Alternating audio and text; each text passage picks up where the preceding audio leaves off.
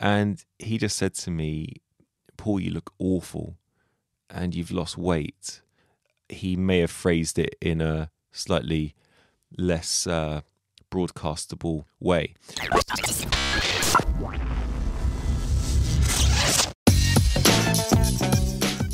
Hello and welcome to A Doctor's View, a podcast looking at everyday health topics and life through a doctor's eyes.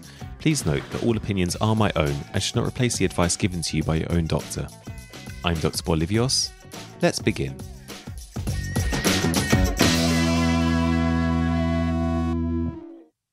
Hello and welcome to a brand new series of A Doctor's View. I'm Dr. Bolivios.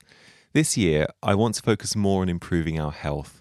Now, health is defined as a state of physical, mental and social well-being and not merely the absence of disease. So I want to talk about some conditions that may seem minor, but they can affect us on many levels. And in some cases, they can lead to a vicious cycle of stress and symptom manifestation. And with that, I want to talk about a condition called Irritable Bowel Syndrome, or IBS for short.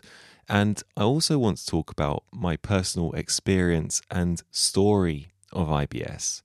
I'm going to discuss what it is, going to discuss some of the symptoms that you get from it, what you can do about it, and just outline some of the problems that people have and can have with it.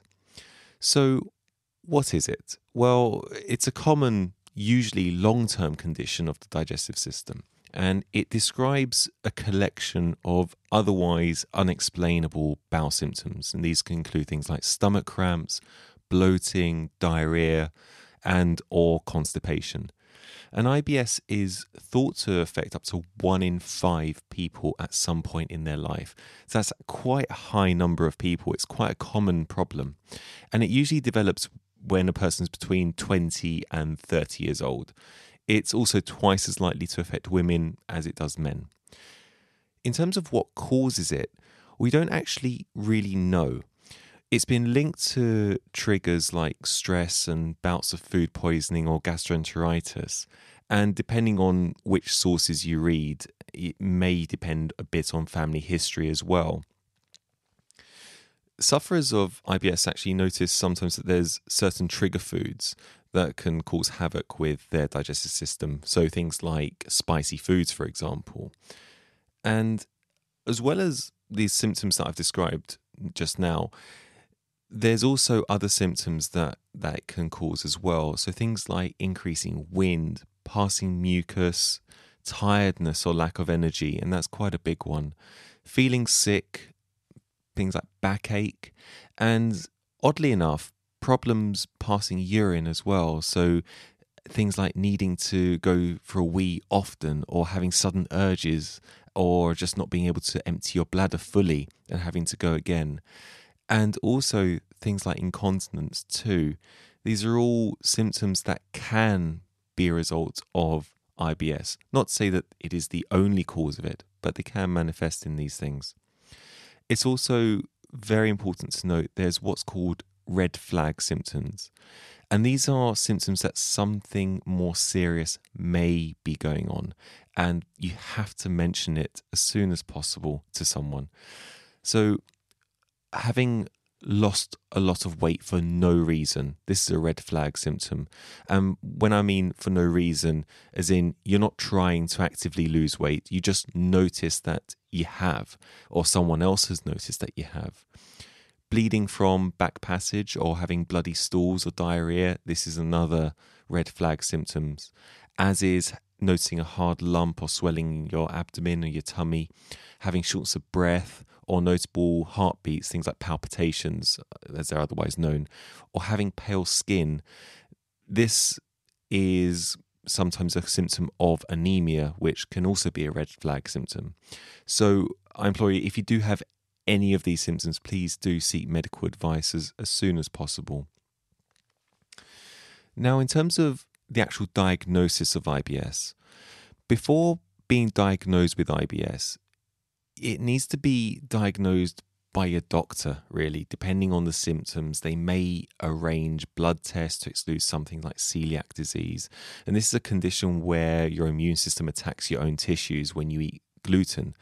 And this damages your gut, so you can't absorb or take in the nutrients from your food, and it can mimic the symptoms that IBS also produces. Unfortunately, gluten's found in quite a lot of foods, and it requires a special gluten-free diet, which your doctor or dietitian can advise you on. The doctor may also take stool samples or send off stool samples, which can check for things like inflammatory bowel disease, things like Crohn's or ulcerative colitis and infections. And also, depending on whether or not your doctor feels it's necessary to rule out something more serious, something like bowel cancer, for example, they may arrange for further tests, so things like scans or an endoscopy or camera test. And it's very important to let your doctor know of any family history of bowel problems. And these include things like inflammatory bowel disease and bowel cancer, as these can help decide the immediate course of action. It may be they may tailor your management plan according to your family history. So even if they don't suspect that you have something more sinister, an early family history may trigger something to be done sooner rather than later. Now, before I go on, I have to say one thing. IBS is a diagnosis of exclusion. And by that, I mean someone should only be diagnosed with IBS once all the alternative diagnoses have been excluded. So please don't cherry pick a couple of symptoms and diagnose yourself with IBS. Please do seek medical advice before you come to that conclusion. Sadly, I've seen a growing number of younger people having inoperable bowel cancers and having palliative operations. That's operation just purely to help with their symptoms, not to cure them. And when I speak to them to pre-assess them for their anesthetic, I ask them when their symptoms first started. More often than not, they tell me a date that is many, many months before they came into hospital, and they just didn't see anyone about it. And it's one of the most heartbreaking things to hear, just to see an otherwise well 30-year-old or 30-something with a terminal cancer, that they haven't mentioned anything to anyone. And if they had mentioned something when they first noticed that things weren't quite right, there's a good chance that we could have done something about it. And often the symptoms they describe have some of the red flags that we discussed earlier, and a large number even go as far as saying that they have a very strong family history of bowel cancer. They say things like, my father was diagnosed with bowel cancer at the age of 40. And I'm in no way blaming them at all. We're all human, and we're often not very good at looking out for what our bodies are trying to tell us. And we're too embarrassed to seek advice sometimes. And oddly enough, this goes for doctors as well. This is my story on the matter. And last year, without me even realizing, I was going through a period of quite a lot of stress. Not so much at work. I was very happy and I was enjoying work, and I was actually enjoying my downtime as well. But there was a lot going on at the time, lots of little things, and the type of things that can linger, and the list of small problems then suddenly gets bigger and bigger and bigger, and it can become quite overwhelming.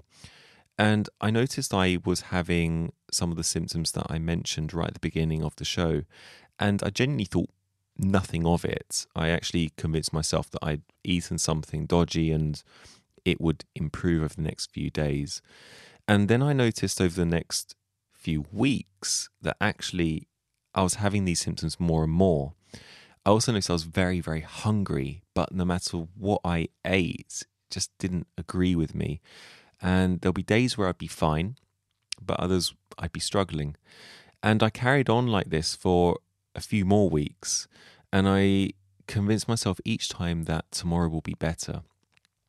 I then started to worry about these symptoms, and this actually made things worse because I didn't act on it immediately.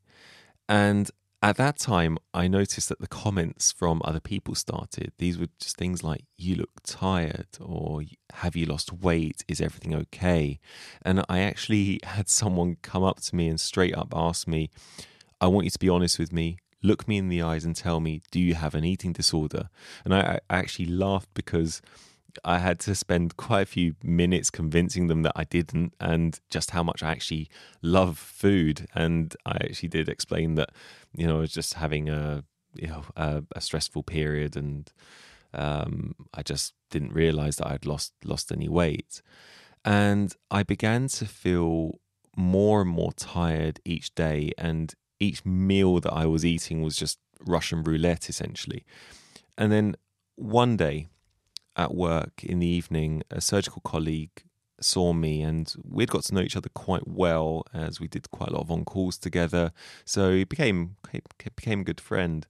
And he just said to me, Paul, you look awful and you've lost weight.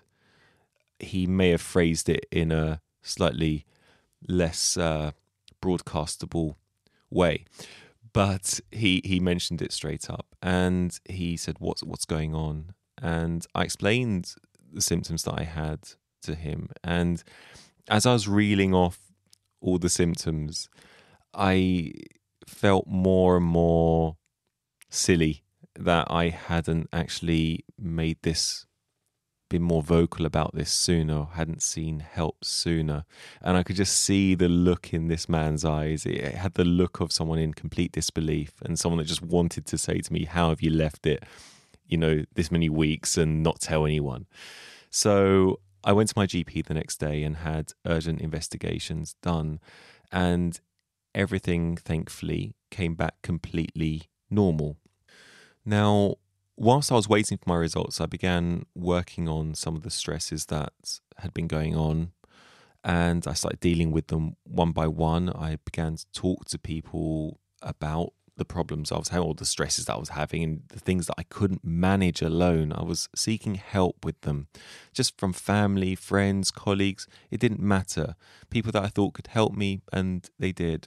And I was trying to make sure I was sleeping better, because I'd lost quite a lot of sleep at the time just because of all the symptoms that I was having, and I was trying to eat more food to try and compensate for my weight loss. And I spent more time enjoying the time with family and friends, and by the time my results came back, I noticed that actually my symptoms had completely gone by this point. And so I essentially had a bout of stress-induced IBS for the first and so far only time in my life. So this then leads me to talk about what happens when we do have a diagnosis of IBS. And there's things that you should try to do and things that you should try to avoid.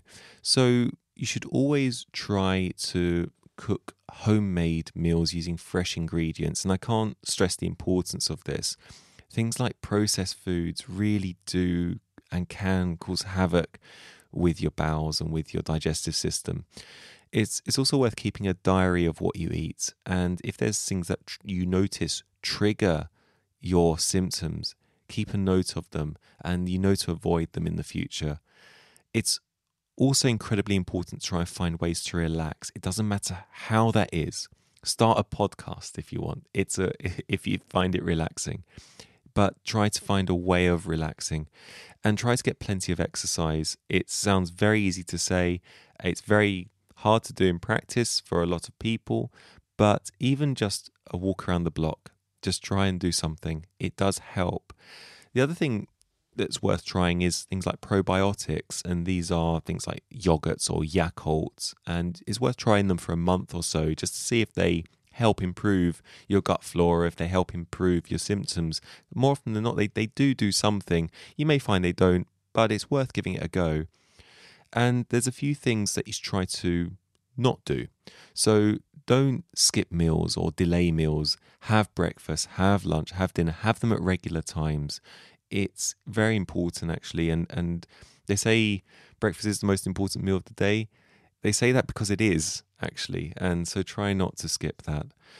Also, try not to eat too quickly. And this sounds like an odd thing to say, but it's really easy to do, especially if you're living alone and you don't have the etiquette that you would when you're out in a nice restaurant, for example. Try to pace yourself. It's very easy when you come home from work and you're hungry and you just want to have a whole pizza, but just try to pace your eating. Also, try not to eat lots of fatty, spicy, or processed foods. These can actually be very irritant to people's digestive systems, especially if you notice that they're trigger foods for you. Also, try not to eat, this sounds very odd saying actually, but try not to eat huge amounts of fresh fruit a day. It can actually aggravate symptoms of IBS. Obviously, do eat fruit, do eat vegetables, of course, but try not to overdo it if you're finding that, especially if that's another trigger for you. And caffeine also can cause IBS as well. So try to limit to 2 to 3 cups of tea or coffee a day. And as is usually the case, you have to mention it in pretty much most conditions. Try not to drink a lot of alcohol or fizzy drinks. These can also aggravate your symptoms as well. If you're noticing things like cramps and bloating, there are some medicines that can help. So there's things like buscopan, which can help relax the bowel. And patients have said peppermint oil, and some patients have told me peppermint tea helps a lot as well. And they're very, very quick to tell you that they take peppermint tea every day, and they do swear by it, and it helps them sleep at night. They don't have the same bloating or cramp-like sensations. At least that's what they tell me. It's a nice drink anyway. So it's also worth avoiding things that are really hard to digest. So things like cabbage and beans as well on that note, and try not to eat too late at night. All these little things, they can mount up to quite a big change. So it's worth trying a few of them and trying to introduce new changes each day and seeing if they help and see which change actually provides the best benefit for you. If you're suffering badly with diarrhea, it's also advisable to cut down some of the higher fiber foods, so things like the brown breads, just to see if that helps. And if it's not, and you've cut down as much as you think that you should, it's worth seeing your doctor or pharmacist for some medicine, things like loperamide, which can help with the diarrhea. If, on the other hand, you're suffering with constipation, it's worth increasing the amount of soluble fiber you take. And a good way to do this is to obviously eat more fruit and vegetables, as long as they're not aggravating your symptoms. But things like fiber gel, which is a high fiber husk drink, which you can buy in the pharmacy. There's also generic brands as well. They're cheaper. They do pretty much the same thing. They may have a slightly different taste, but your pharmacist or GP can help advise you on this, and it's worth trying that for a little while just to see if that helps regulate you. Now, if everything isn't working still, your doctor may well advise you to try what's called a low FODMAP diet. Now, FODMAP is actually an acronym for, I'll see if I can get this right first go, fermentable oligodimonosaccharides and polyols. So FODMAP. And essentially what this involves is avoiding foods that are not easily broken down by the gut. So things like fruit and vegetables, milk, wheat products. And there's quite a lot of resources out there online, and which can help guide you into what the right foods are and what you should be avoiding. I must be honest, the list of things to avoid is not small, and it's quite a tricky diet to stick to unless you get used to it. But I will say that there's a fair amount of evidence out there to suggest that this diet really does improve symptoms for, I think it's up to 70% of people who suffer from IBS, and everything else has failed. Now, your GP or medical practitioner might actually just advise you to start doing this right from the offset. But it is worth noting that there is this low FODMAP diet out there, and it does help a lot of people. Why did I choose to talk about IBS this week? Well, I wanted to start the new season by giving a real world and personal example of how easy it is to neglect ourselves. Our bodies are, as I said, incredible things. They tell us all sorts of things. If you sprain your ankle, it hurts. It's your body's way of telling you don't stand on that ankle. And I must say, I do feel extremely lucky to have had a normal result. And like I say, I didn't have IBS before. Went through all my life without it, and I haven't had it since. And I've been able to continue my normal diet, and things have been absolutely fine. So I have managed to attribute it to simply a bout of stress. And it has taught me a few things. First, it's taught me that as a result, I've started to look after my diet a little bit more. And I've started eating probiotic yogurts, and it's also been a wake-up call. Just seeing the impact that life stresses can have on our body and how easy it is to disregard what our bodies are trying to tell us. I will end with saying the vast majority of us are good people. And yes, we all have our quirks, and some of us may be more selfish than others more arrogant or rude. But on the whole, we all care for others in some way, be it give directions on the street when we're stopped by a stranger, or we look after a loved one, or we buy a coffee or dinner for a friend.